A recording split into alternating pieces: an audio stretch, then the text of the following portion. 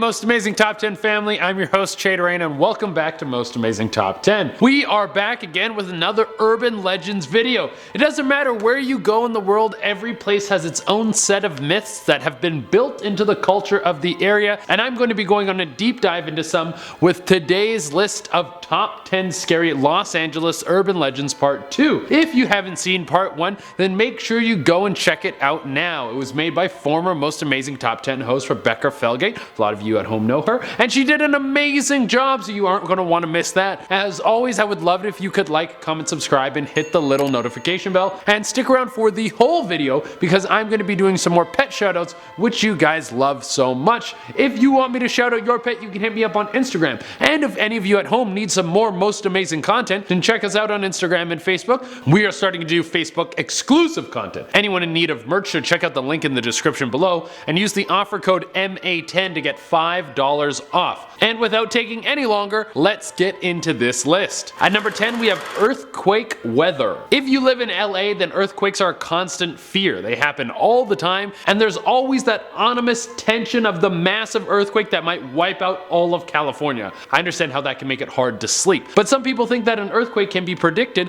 by the weather. There's been a long-standing urban legend that windier days mean an earthquake is on the way. I would just like to debunk this right now and say that this is 100% not true. There's no sort of lead-up weather that tells you whether or not an earthquake is about to hit and a shockwave bubble is going to come out of the Earth's belly. If there were some warning signs, we would all know by now. The basis of this urban legend actually comes from Aristotle's theory that earthquakes were from rumbling wind in underground tunnels. Yeah, so it's a kind of a old-timey idea. At number 9, we have the Santa Ana winds. Throughout LA, you might feel a warm blast of the Santa Ana winds. This is from high-pressure winds flying across the Great Basin. Scientifically, it's a pretty normal occurrence, but there have been legends that say the Santa Ana winds are connected to people going absolutely crazy. It's said that the winds bring dark energy into a person's soul that will make them violent and unpredictable. The winds work their way into your bones and mind and push you over the edge. Maybe all those dark thoughts that you've been having will no longer be thoughts, but they will become reality. Or it could just be that when it gets a little hotter,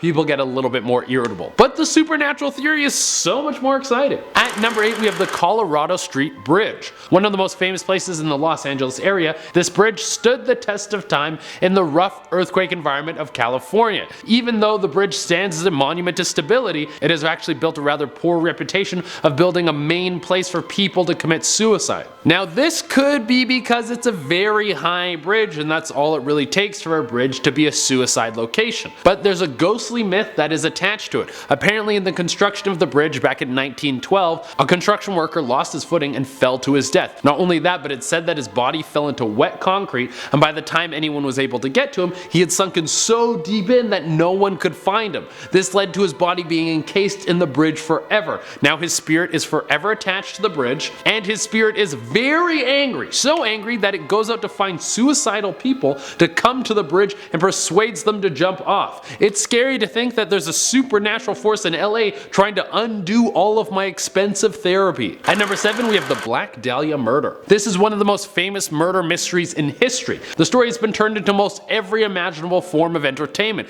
It was January 1947. A body was discovered brutally hacked in half. The scene was so violent that many of the officers who turned up to the crime scene couldn't hold together and started vomiting. What made this such an interesting case was that the woman murdered, Elizabeth Short, was an actress. This made the story very Hollywood and the media ran with it. It was the newspaper headline that gave this case the famous name, the Black Dahlia murder. An extensive investigation happened, one of the most expensive investigations in all of LA police history, but no conviction was ever made. Since then, many people have come forward claiming to be the person who killed Elizabeth Short, but all of these claims have turned out to be false, just killers trying to get a little bit of fame. In terms of urban legends that have followed this, there are hundreds. My favorite being that she was killed by an underground Hollywood cult, that her body was sacrificed so secretive and rich people could perform some sort of sick ritual, but I have already covered that we will never know the truth. At number 6 we have Gravity Hill. It should be no surprise that a place with a name like Gravity Hill has something happening that defies physics. Even though we really don't understand gravity to its fullest, we do know that it makes things move down towards the earth. That's about as good as you're gonna get out of me. But at Gravity Hill and Loma Alta Drive we have something that will make your head spin. If you park your car at the base of the hill and put your car into neutral, it will start to roll uphill. It's said that back in the 30s there was a school bus full of kids that died in a crash, and it's their ghosts pushing you up the hill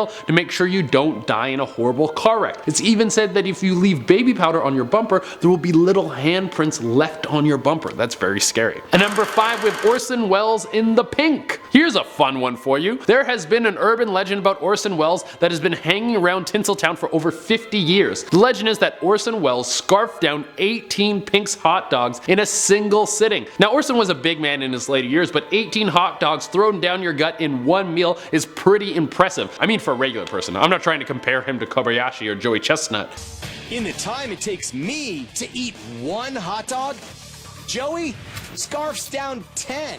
Here's how. I mean, Orson wasn't getting any world record, which is 74 hot dogs if you're wondering. That is obscene. What would your poop be like after you eat that many hot dogs? It would either be toxic, you need to poop like directly in one of those chemical waste bags, or maybe it just comes out as perfect hot dogs and then they just repackage them and sell them again. I don't know. But back on track, there is no evidence that Orson Welles actually did this. A lot of people think this rumor started by Pink's to sell more hot dogs, and Orson was an easy target because he clearly loved to eat. At number 4 we have the Charred Man. Just an hour drive outside of LA is the Camp Comfort Country Park. You can go there and camp and have a nice little fire and sing along to songs played on an acoustic guitar by someone who doesn't really know how to play them. But if Friday the 13th has taught us anything, it's that a campsite is worth nothing unless an evil force is trying to kill you. And the Camp Comfort Country Park has the Charred Man. It's said that in the forest of the park there is a beast engulfed in flame that will try to kill anyone it encounters. Its origin is unknown, but one of the more popular stories is that a child died in a fire and this is his spirit filled with rage, ready to grab someone and take them down to the pits of Hades. At number 3 we have the Comedy Store basement. The Comedy Store is now one of the most famous comedy clubs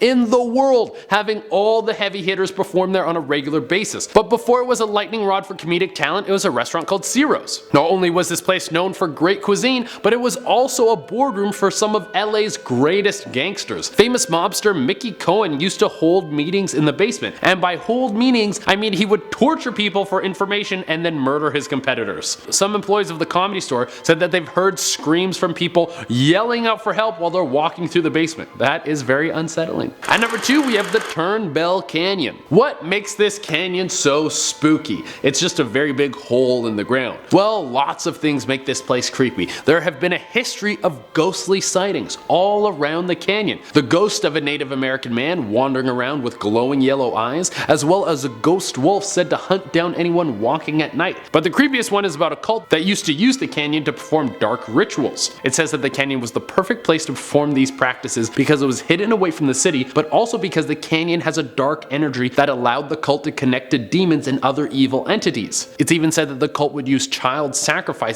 to increase the potency of these practices. That's dark. And for the number 1 spot we have the Queen Mary's Door 13. Classic. There are plenty of tourist attractions in LA and a lot of them have supernatural twists to them. But one of the greatest ones is the Queen Mary, a massive cruise ship that has a ton of hauntings on it. But the centerpiece of this whole haunted boat is Door 13. The door is deep inside the ship and it's said to have several dark spirits attached to it. And if you think it's lame because who cares about a haunted door, well I'll have you know that it said that this door has crushed several people to death. That's why I put it as number 1 on this list. A killer door sounds the pitch for a D-level horror movie, but let's see what you say after it decapitates you from sticking your head too far in. Alright everyone, that is our list, and as promised I'm going to do some pet shoutouts. Remember, if you want me to shout out your pet, you can message me on Instagram. I pick new pets every day, so if you don't get picked, you can message back another day. It's totally fine. Message me as many times as you want. If it takes me a little while to get back to, I am very sorry. I have so many of these to do. I literally have hundreds,